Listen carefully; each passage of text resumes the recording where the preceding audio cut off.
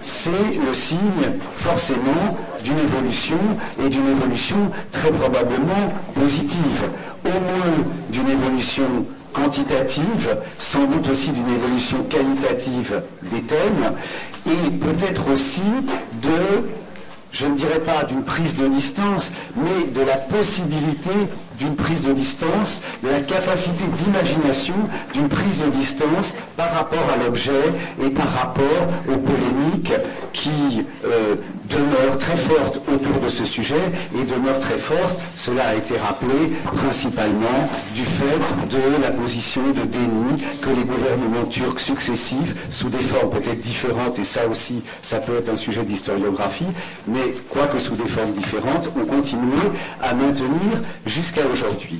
Alors, c'est la raison pour laquelle nous n'avons pas appelé cette table ronde l'historiographie, mais les historiographies.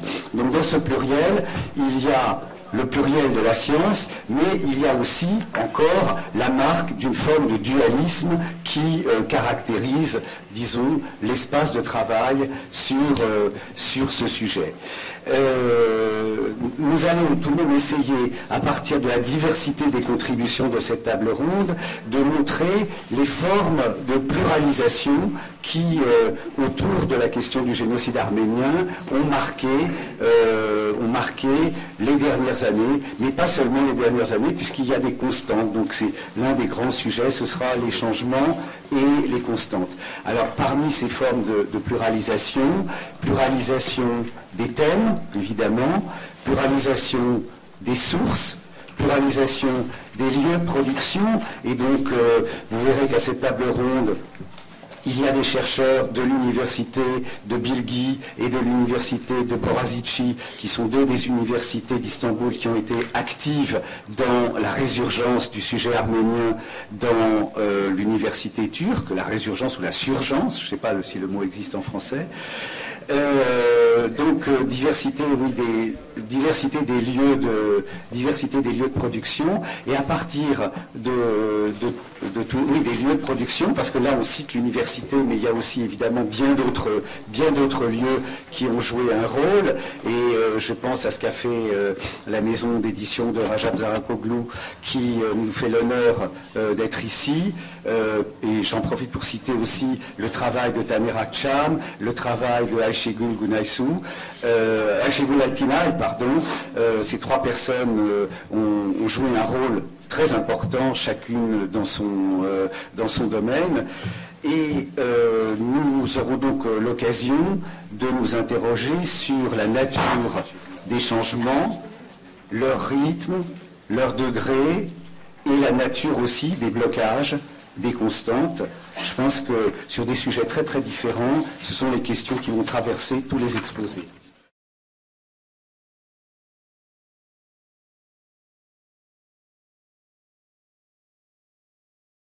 Je cède la parole à Gaël Minassian, docteur en sciences politiques, qui est l'un des organisateurs du colloque, et donc à ce titre déjà, je le remercie, ainsi que tous les organisateurs. J'aurais dû commencer par là. Merci Monsieur le Président. Dans un de ses récents articles, et plutôt numéro, la revue Histoire ouvre son dossier consacré au génocide des Arméniens par un éditorial au début duquel on peut lire « La recherche sur le génocide des Arméniens a déjà 100 ans, et pourtant elle est encore très jeune. Cette affirmation est pertinente et excessive à la fois. Et je me dois maintenant de vous expliquer en quoi son caractère est réel mais incomplet. Mais avant d'entrer dans le vif du sujet, j'aimerais d'abord vous rappeler 4 choses, 4 petits points essentiels pour comprendre la complexité de la problématique des nouvelles historiographies. La première, c'est l'absence de tradition de souveraineté chez les Arméniens. Je ne reviendrai pas là-dessus, mais en termes de stockage, ça demande du temps, ça demande beaucoup d'énergie, beaucoup de moyens. Stockage de sources de données. La deuxième difficulté, c'est le difficile accès à la langue arménienne pour les spécialistes non arménophones, forcément. La troisième difficulté, c'est celle qui consiste à définir l'historiographie arménienne. Si on prend les spécialistes du génocide arménien, mon voisin ici, Raymond Kevorkian, ou ici Stepan Astourian, Est-ce que ce sont des historiens américains du génocide des Arméniens ou des historiens français et arméniens du génocide de 1915? Ça se pose une vraie question. Quatrième point, l'interaction, l'interpénétration qui existe entre les études sur le génocide des Arméniens et celles sur la question arménienne. Et j'insisterai sur ce point de bien faire parfois la différence entre génocide des Arméniens et question arménienne. En plantant le décor, ainsi, sur un temps long, donc près de 100 ans, voire plus, la tâche du chercheur est d'autant plus difficile que cette historiographie, et ces chercheurs également, puisque c'est eux qui écrivent l'histoire, ont vécu des bouleversements géopolitiques majeurs. Je ne reviendrai pas dessus, si bien qu'aujourd'hui, en 2015, nous sommes en face de 3 grandes historiographies du génocide et d'un âge différent. La plus ancienne est l'historiographie dite arménienne. C'est celle du vaincu. C'est celle qui se caractérise par l'interaction donc entre génocide des Arméniens et question arménienne. C'est une histoire réparatrice. La deuxième est l'historiographie internationale, celle qui lie intrinsèquement le génocide de 1915 à la Grande Guerre, l'histoire universelle avec une dominante sur l'histoire culturelle. Et la plus jeune est l'historiographie turque, marginale, selon l'expression d'Adem Eldem, ici présent. C'est celle du vainqueur, a posteriori, donc, dont les études répondent totalement au canon de la recherche, débarrassées du manteau du négationnisme officiel, donc celle de l'historiographie officielle, et c'est ce qu'on appelle l'histoire dissidente. Alors que s'est-il passé en 100 ans? Comment ces 3 branches de la grande famille des Genocide Studies évoluent-elles et comment elles cohabitent? Alors, il y a 3 grandes périodes, si vous voulez, de cette historiographie. De 1915 au tournant des années 70, c'est une historiographie qu'on pourrait appeler émiettée, littéraire et inaccessible. Une deuxième des années 70 aux années 80, fin des années 90, 80, pardon, début des années 90, la chute du mur et la fin de la guerre froide. Et la troisième, donc de la mondialisation à aujourd'hui. Je passerai rapidement sur la première partie parce que dans la première table ronde de mercredi, on en a parlé, et également hier on en a parlé aussi, donc sur une historiographie un peu du génocide au départ de double nature. D'un côté les sources étrangères, Toynbee, Lepsius, Morgenthau, le procès des unionistes, etc. Et puis une deuxième, des sources arméniennes des années 20 au tournant des années 50. Il y a une volonté, notamment chez les sources, dans ceux qui utilisent les sources arméniennes, une volonté de compiler les documents, de laisser une trace écrite avec le recueil de témoignages, les mémoires, l'intégration de l'oralité dans la grande tragédie arménienne. En France, on parle du roman national, chez les Arméniens, on pourra parler de la grande tragédie nationale. Donc, méthode caractéristique de l'historiographie traditionnelle arménienne, mais ce n'est pas de l'histoire proprement dite. Et dès les années 20, le lien entre le Yérem, donc le grand carnage, et la question arménienne s'opère pour ne plus se séparer. Donc, il ne s'agit plus de démontrer, par les écrits, la nécessité de lutter contre l'extinction d'un peuple, que de raconter les mécanismes d'extermination d'une nation. La mémoire et les souvenirs du génocide s'installent dans les mentalités, mais pas encore l'histoire de ce crime qui reste à écrire. L'heure est à la survie et à la lutte idéologique entre tachnakisme d'un côté et communisme de l'autre, mais pas à l'histoire proprement dite, je répète. De 1947 aux années 70, l'historiographie arménienne du génocide se divise de plus en plus en une branche soviéto-arménienne post-stalinienne, notamment depuis le tournant 1965 du cinquantenaire, et une branche diasporique qui évolue en partie dans un monde démocratique marqué par le procès de Nuremberg et la Convention de 1948. Et ces 2 branches se retrouvent cependant sur l'idée commune d'une continuité entre historiographie du génocide et, j'insiste, celle de la question arménienne. La branche soviéto-arménienne multiplie les travaux en ciblant ses attaques contre la Turquie, membre de l'OTAN, évoquer le génocide des Arméniens ottomans et la libération de l'Arménie occidentale intègre l'arsenal politique et idéologique de l'Union soviétique dans la guerre froide, avec le risque de favoriser une approche ethniciste du crime, de délégitimer tout ce qui n'est pas communiste et de défendre systématiquement la Russie, cette grande sœur, entre guillemets, protectrice des Arméniens.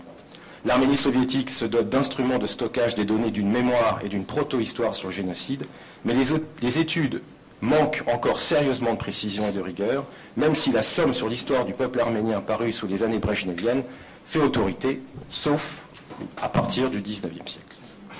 La branche diasporique, elle, se lance dans la création, surtout aux États-Unis, des chaires d'arménologie, dans les universités donc américaines.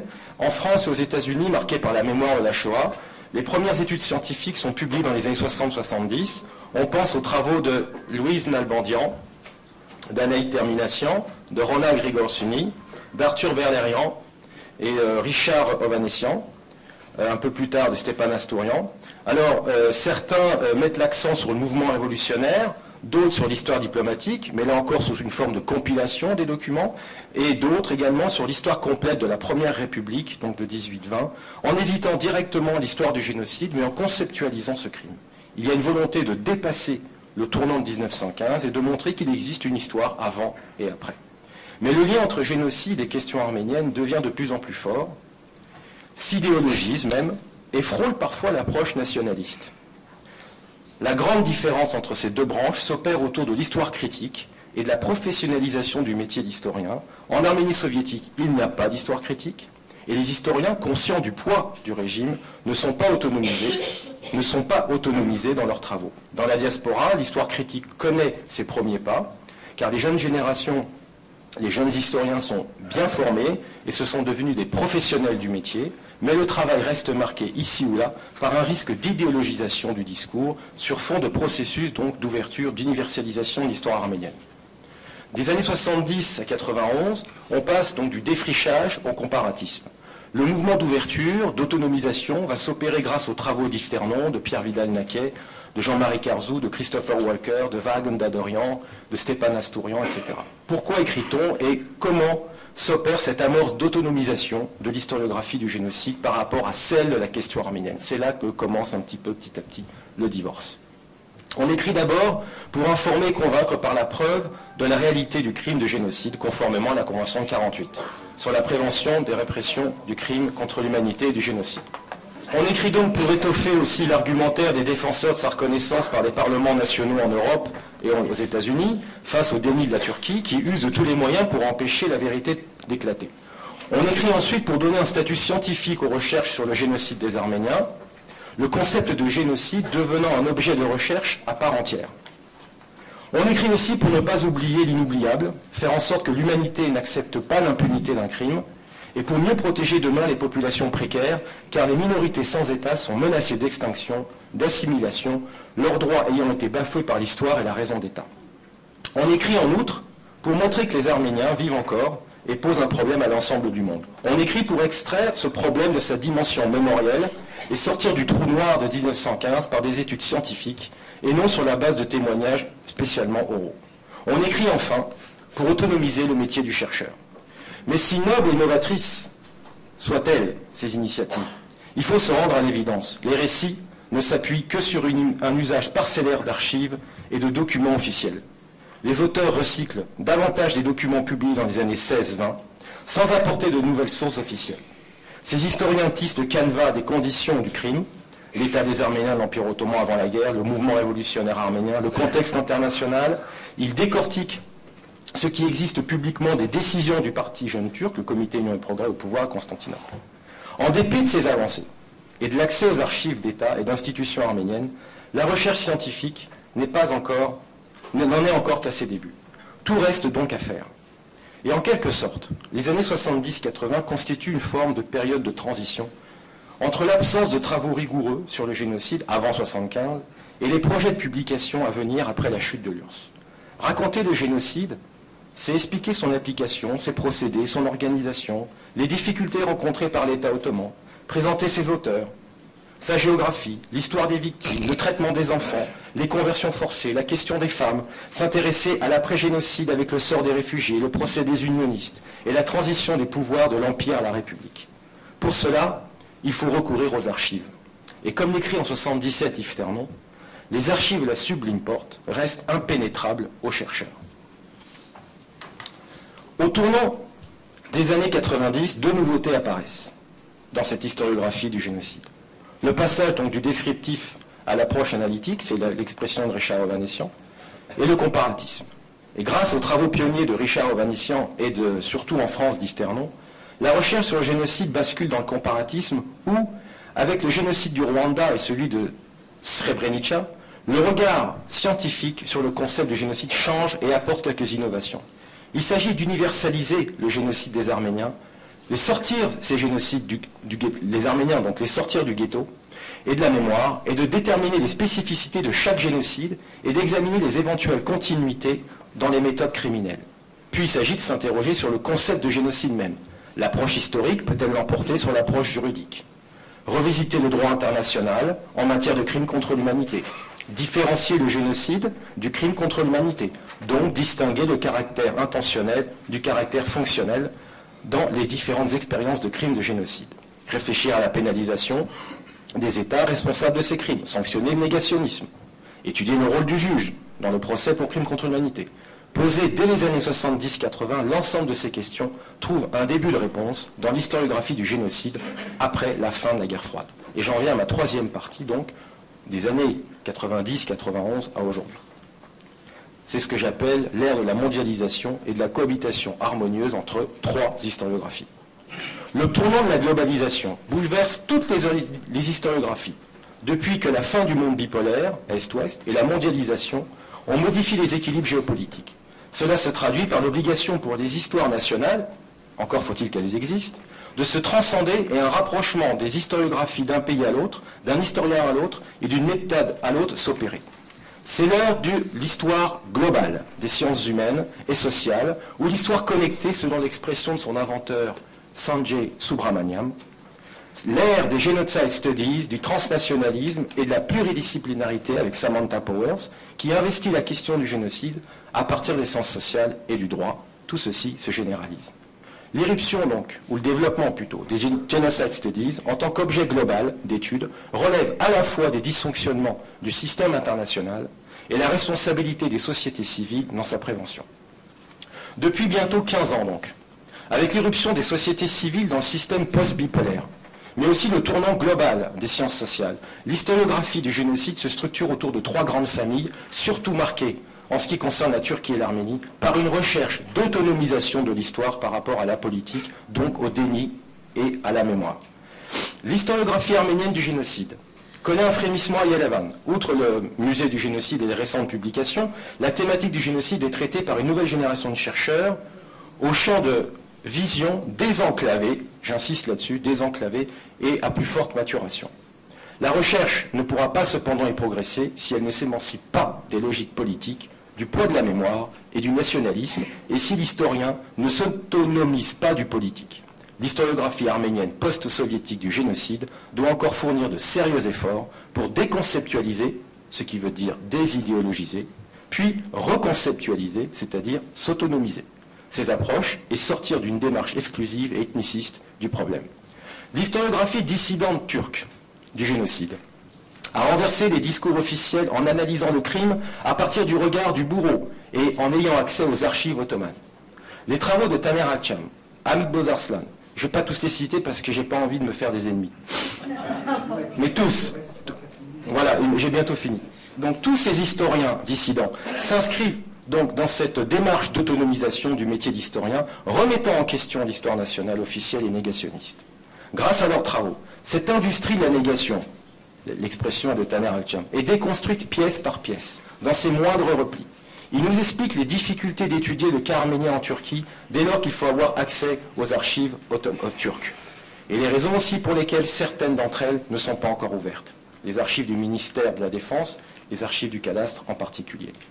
Cette école dissidente et démocratique de la Turquie post-kémaliste, qui a connu un tournant majeur en 2005, avec la première conférence sur le génocide en Turquie à la faculté privée d'Istanbul, est surtout issue des milieux universitaires privés et se compose essentiellement de professionnels anciennement marqués par un engagement à gauche, comme on l'a vu hier, contre l'État nationaliste turc. Étudier le génocide revient donc à contester l'ordre établi par d'autres moyens.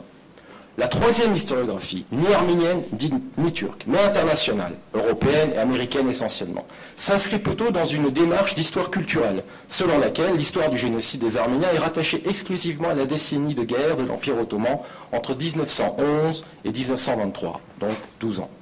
Pour les tenants de cette historiographie, le génocide constitue la pire catastrophe civile de la Grande Guerre. Grâce aux travaux de Christopher Walker, d'Annette Becker, de Stefano Doiruso, de Donald Bloxman, de Peter Holquist, de Vincent Duclerc, de Jay Winter, etc., là aussi je vais me faire que des amis, les thèmes de la brutalisation, de la guerre totale et la question de l'arrière du front, les civils, sont largement abordés et font du génocide de 1915 la matrice du démembrement final de l'Empire ottoman.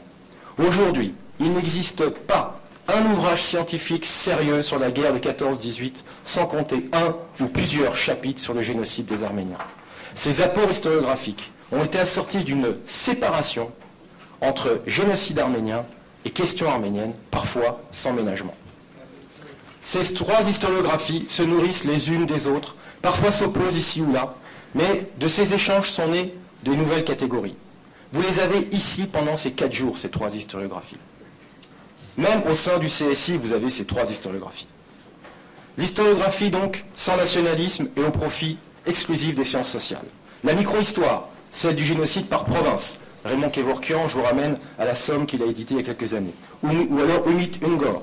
L'histoire diplomatique, Vague Galorian, Donald Bloxham. L'histoire de la guerre, avec le front caucasien et iranien, Peter Holquist. Le retour en force du témoignage, longtemps mis de côté car trop marginal ou subjectif. L'histoire économique du génocide, avec mon voisin Stéphane Astourian ou Mehmet Polatel, qui était là ce matin. L'histoire des idées avec une dominance sur la sociologie de l'État violent et son ingénierie démographique, avec Amit Bozarslan, Taner Akçam. Et une autre sur le régime du CUP, ou le racisme des membres de son comité central, ou leur darwinisme social. Choukrou, Agneorlou, mais aussi des liens entre les unionistes et les kémalistes, Taner Akçam, Hans-Lukas Kieser, Erik Jan-Zurker, Wolfgang Gust. Tous travaillent désormais dans des archives dans différentes puissances. Des différentes puissances. Allemagne, Turquie, Grande-Bretagne, France, Russie, Autriche, Vatican, Arménie. Des sujets comme l'organisation spéciale, le traitement des conscrits arméniens, le rôle de l'Allemagne, l'histoire juridique du génocide. Taner Akçam, Raymond Kevorkian, Van Daderian. Les opérations de sauvetage, Marcello Flores, Yves Ternon. Les autres génocides, les Assyro-Chaldéens avec David Gaunt, sont désormais traités et connus du public. Sans oublier l'apport des sciences sociales avec les travaux sur la sociologie de la question arménienne, la sociologie du haïtadisme, haïtad, cause arménienne, haïtadisme, question arménienne, les travaux en psychanalyse, anthropologie et en philosophie, ou encore les travaux sur les réfugiés, les diasporas, la place de l'émotion collective, ou encore les migrations forcées, et enfin la place de l'islam. Il existe encore des territoires inconnus de la recherche, notamment dans l'histoire sociale du génocide, ou encore l'histoire psychologique, voire l'histoire internationale critique. La force, et je finirai, la force de ces trois historiographies est d'avoir plus ou moins dépassé le cap de l'histoire nationale, d'avoir su dissocier l'histoire de la politique, la recherche de l'État, ou encore les sciences sociales des logiques de puissance. Et d'avoir, finalement, permis autour du génocide de passer d'une histoire à la marge à une histoire centrale de la Grande Guerre. Nous sommes cependant à la croisée des chemins. D'importants pans de l'histoire du génocide des Arméniens restent à découvrir, mais le mouvement est lancé et une nouvelle génération de chercheurs émerge, faisant peut-être davantage appel à l'histoire critique et à l'image de ce qui se passe en Turquie, non pas sur le génocide, mais sur l'historiographie de la question arménienne, pourquoi pas, là aussi, une historiographie critique.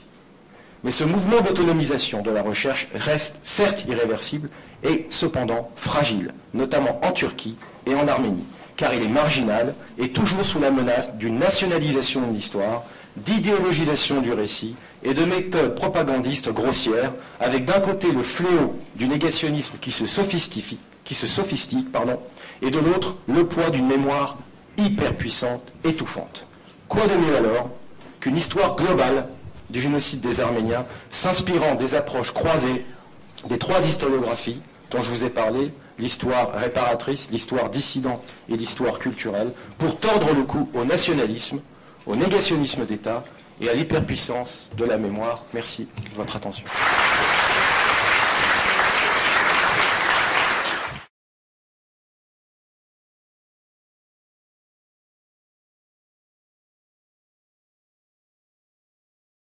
Je vais passer la parole à Stéphane Asturion, dont Geitz a déjà souligné à plusieurs reprises dans son exposé l'importance des travaux. Merci, Monsieur Marian. From the 1960s to the 1990s, despite their diverse ideological backgrounds, most historians and historical sociologists of the Ottoman Empire viewed the economic role of non-Muslims in the Ottoman Empire in a bad light.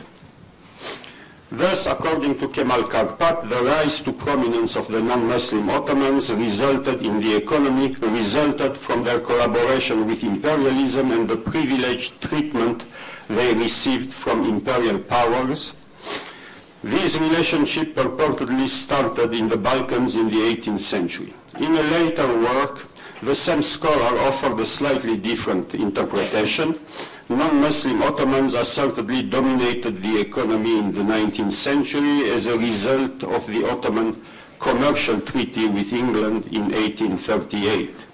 As that treaty had eliminated some trade barriers with England, European manufactured goods flooded into the empire, and I am quoting, in a matter of years, the Muslim Ottoman middle class, which had consisted of craftsmen and small shopkeepers, was wiped out. Apparently, the non-Muslim craftsmen were not wiped out.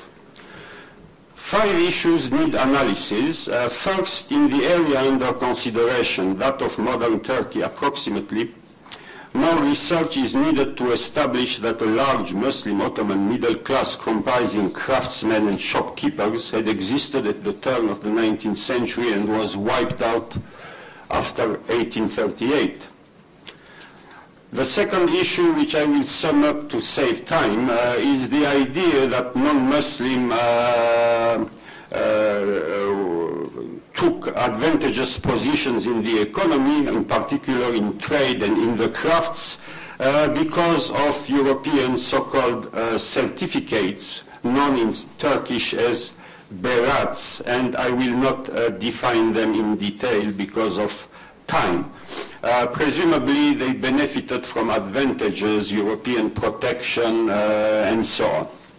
Of state, Divani Humayun, including the head of the government chancellery office, Beylikci, who supported these European attempts at abusing the capitulations, for they delivered the government certificates, usually in exchange of nice, substantial personal gifts. And not until the end of the 18th century did the Ottoman state show any serious resistance to the excessive European appointment of dragomans or translators from about the middle of that century. On the whole, as non-Muslim Ottomans had been prominent in commercial matters before the 1740s, even before dragomans started benefiting from the same commercial rights as the so-called Müstemin Tujjar at the turn of the 18th century, the subsequent proliferation of berats at best accelerated a pre-existing trend. It certainly did not create it. Third, were most Armenian, or for that matter non-Muslim craftsmen and shopkeepers also wiped out by the onslaught of European-made goods? If they were, why aren't they mentioned? If they weren't, how could they avoid such a purported catastrophe, since it is clear that those craftsmen never, and I haven't seen anybody suggesting that they got berats anywhere. Fourth, the Armenian so-called middle class, assuming it's a relevant concept for the Ottoman Empire, was not new as the author contends, nor did it result from the influx of European goods and from European protection. You might recall that when Constantinople was conquered and became Istanbul, the Sultan brought Armenian craftspeople and merchants to the capital because he needed them. Not only do some scholars suggest that non-Muslims were exploiters, they also intimate that Christian Ottomans in a subtle way were also traitors. I am quoting one particular historian, whom I am not going to name. Minority merchants acted as a solvent of the Ottoman socio-political system in a sense that once mistakenly had been ascribed to European medieval merchants operating within feudal states. Minority merchants' primary loyalties were to family firms and ethno-religious communities, even though businessmen formed close ties with provincial magnates whose financial affairs they managed. There is some truth to the first statement that merchants acted as a solvent of the Ottoman socio-political system. But this focus on non-Muslim merchants hides much more potent solvents as imperial overextension, financial incompetence, technological backwardness, and the power discrepancy between the elements of the empire. The second statement, that the merchants' loyalties went to their family firms and ethno-religious communities, is a truism. Few merchants, Muslim or non-Muslim, would not feel first and foremost loyal to their own family firms. Where the whole thing was organized on the basis of ethno-religious communities, I suspect naturally your loyalty would go there first. Words are often deceptive. What does loyalties mean in this context from a political and economic perspective? Were these merchants, for instance, involved in illegal political activities aimed at weakening and destroying the empire? If so, were all, most, some, or a few non-Muslim traders involved in those activities? Clearly, one would also need to be specific with regard to their ethno-religious community. Are we talking about the Greeks, the Armenians, the Jews, and so on? And one would need to define the timing and then to provide the evidence for such statements. This analysis indicates that this scholar's argument is based on broad generalizations, vague emotional wording, loyalties, and the chemical metaphor solvent to intimate the slow treasonous activity, not of some particular traders, but of the minority merchants or the Ottoman Christian traders as a whole. These views, widely shared among Marxist and non-Marxist Ottomanists, were those of the nationalistic Young Turks who seized power in 1908 and carried out later on the Armenian genocide in 1950. In particular, these views inspired the Young Turks' policy of Milli Iktisat, one of the three ideologies that contributed something to the enactment of the Armenian genocide. One can find these historical themes in articles published by Turkish ideologists in Turk Yurdu, for example, very clearly from 1910 to 1915.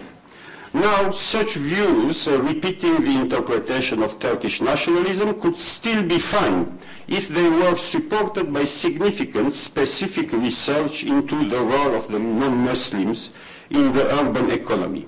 That was not the case from the 1960s to the 1970s. I know of very few studies, mostly about Izmir, actually. In fact, these scholars tend to write the history of the empire from the perspective of the modern Turkish state. That is, non-Muslim were quasi-absent in the general histories of the Ottoman Empire, and when they appeared under the figure of the merchant, anonymous merchant, non-Muslim merchant, who was benefiting from European advantages, apparently. For example, one comes across such brilliant generalizations as Greeks were involved in commerce and Armenians in money lending, as one scholar put it. I think the reality was slightly more complex than that.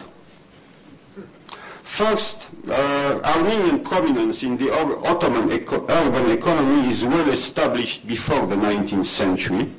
There are many, many studies. I cannot go over them right now.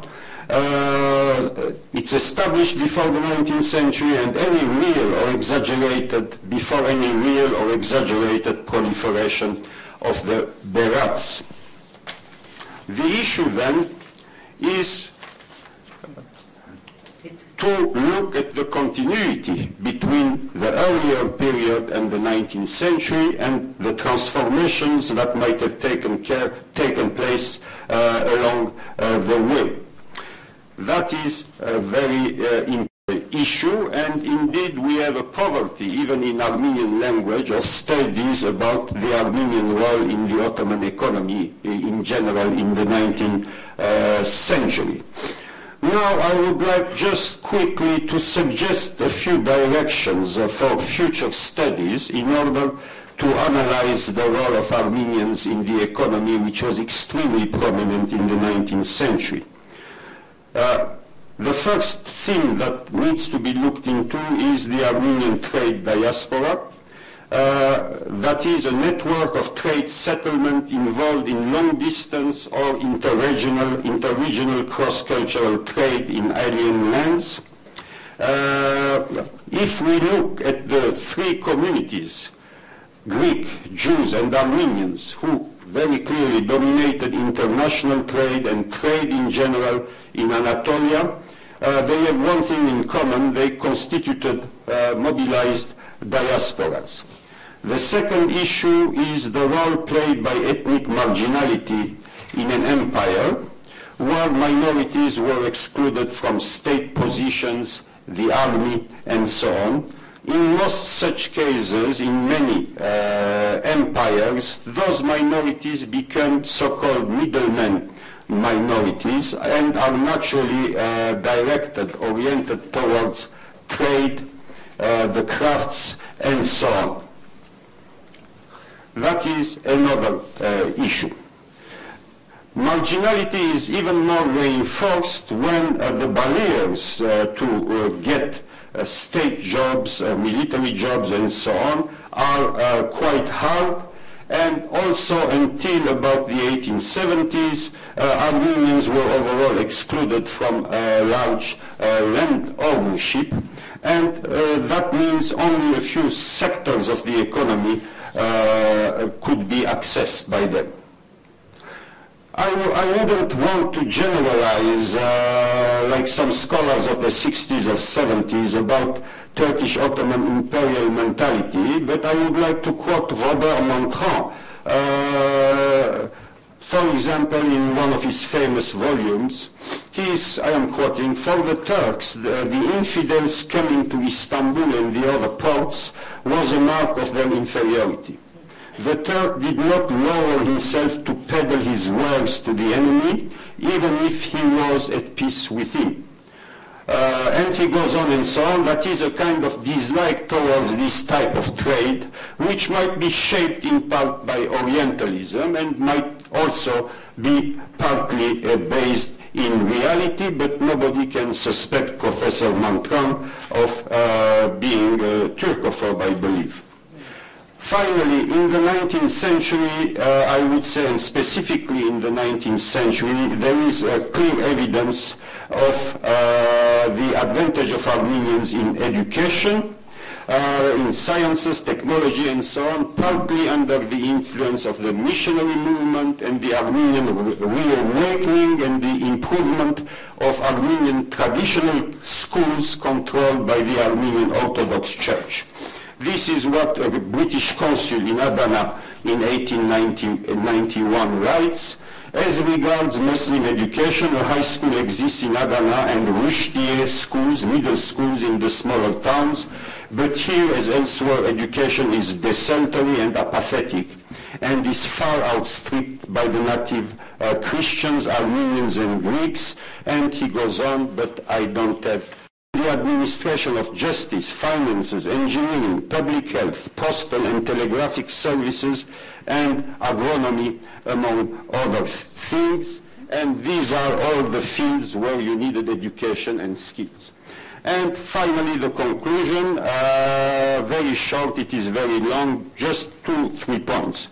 Modern Ottoman historiography, both the traditional and what used to be called world system theory, views the Armenian Ottomans as, in a very subtle way, or as some kind of victimizers of the empire.